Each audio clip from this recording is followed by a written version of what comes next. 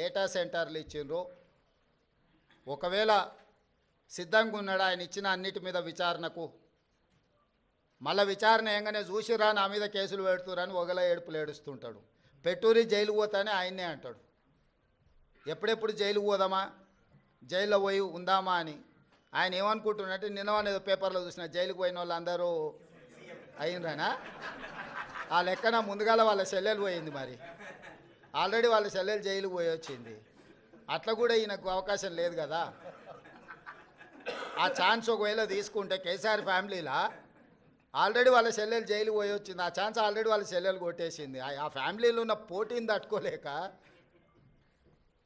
కాబట్టి ఇట్లాంటి చిల్లర ఆలోచనలు మానాలి. 10 ఏళ్ళు మంత్రి చేసినోడు, అమెరికాలో చదువుకొచ్చినోడు, కొంచెమన్నా జ్ఞానంతో, కొంచెమన్నా ఆలోచన, విజ్డమ్ వాడాలి కదా.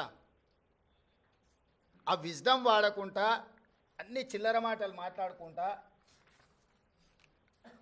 Adani Elbit systems defence unit at Mamidipalli operational BRS టైంలో ఇచ్చిండ్రు. అదేవిధంగా missile cell manufacturing unit at Mamidipalli under construction BRS ఇచ్చింది. Microsoft data centre at Ellikatra BRS ఇచ్చింది. అదేవిధంగా 3 national highway projects, Khammam to Suryapet national highway, Mancherial to Repallewada national highway, Khammam to Kodad national highway BRS ఇచ్చింది. 750 kV transmission line project BRS ఇచ్చింది.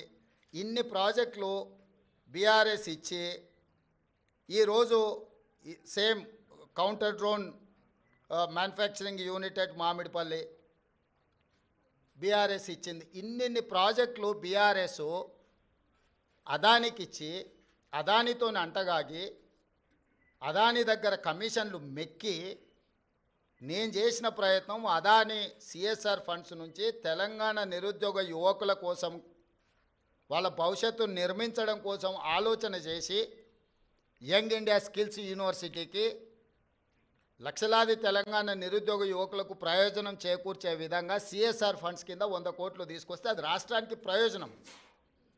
కేసీఆర్ లాగా అదానీ నుంచి అప్పనంగా నిధులు మా కుటుంబానికి కొట్టేయలే. ఇన్ని ప్రాజెక్టులు ఇచ్చిండు. ఈ ప్రాజెక్టులు అన్ని ఇచ్చినందుకు కేటీఆర్ను ప్రాసిక్యూట్ చేయాలనా? అదానీని కేసీఆరే కలిసిండు, కేటీఆర్ అనే కాదు. దీనికి ఏం సమాధానం చెప్తాడు? సో ఏది పడితే అది మాట్లాడితే చెల్లుద్ది. ఎన్ని చిల్లర మాటలైనా మాట్లాడతాం. మాకు అధికారం కోల్పోతే మేము సహనం కోల్పోయినామని 2023లో అధికారం కోల్పోయారు. 2024 జూన్లో డిపాజిట్లు కోల్పోయారు. ఇప్పుడు మెదడు కూడా కోల్పోయారు టీఆర్ఎస్ వాళ్ళు. సో మెదడు కోల్పోయిన మాటలు మాట్లాడితే దానికి ఇంకా మనం ఏం సమాధానం చెప్తాం? రాహుల్, నువ్వు మాట్లాడు, నువ్వన్నా చెప్పాలి కదా కొంచెం అప్పుడప్పుడు.